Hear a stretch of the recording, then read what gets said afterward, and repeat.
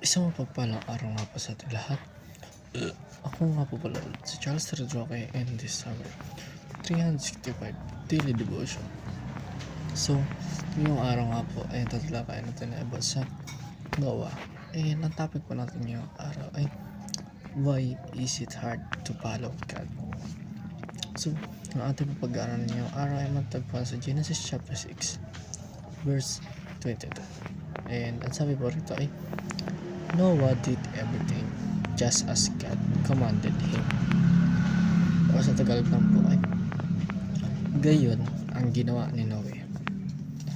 Ginawa niya ang ayon sa lahat ng inuutos sa kanya ng Diyos. So, ating pag-aaral ngayong araw ay matatagpuan sa ating pag-aaral ngayong araw ay about sa it is hard to follow God because of test of faith. So, sinasabi sa ating katawan na tayo mahirap daw o mahihirapan tayo sa pagsunod mahihirapan tayo sa pagsunod sa ating Panginoon o sa ating Diyos dahil nga meron tinetest ang ating Panginoon sa ating pananampalataya. So, dito masusukat kung gaano kalalim ang pananampalataya natin sa ating Panginoon. Binibigyan niya tayo ng challenges or tests upang malaman niya kung talaga bang tayo nga ba ay sumasamba o nananampalataya sa ating Panginoon at hindi na tinatawag lang natin siya kapag kailangan na natin siya. So dito malalaman na kahit nasa hirap o ginhawa ay dapat meron tayong Panginoon na kasama sa ating buhay.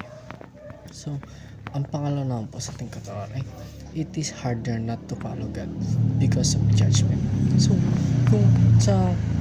kung nahihirapan na nga tayo sa pagsunod sa ating Panginoon dahil nga tinetest dito o binibigyan tayo ng challenges ng ating Panginoon para sa malaman niya yung pananampalataya natin sa Kanya, ay mas mahihirapan tayo sa Judgment Day kapag hindi tayo sumunod sa ating Panginoon o kung hindi natin ginawa kung ano ang kinokomanda ating Panginoon sa atin.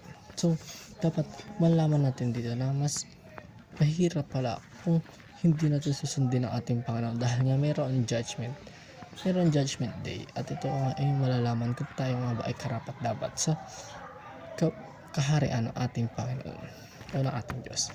So ang last naman po sa ating katuruan ay God vindicates those who believe and obey Him. So ito na yung judgment days na binibindicate daw ng ating Diyos kung sino nga lang ang naniniwala, nananampalataya at sumusunod sa ating Panginoon.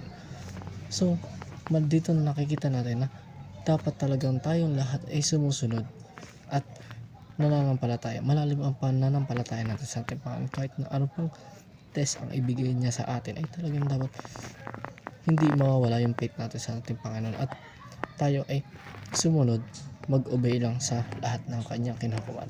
Yun lang po. Dito na po magtatapos. Thank you.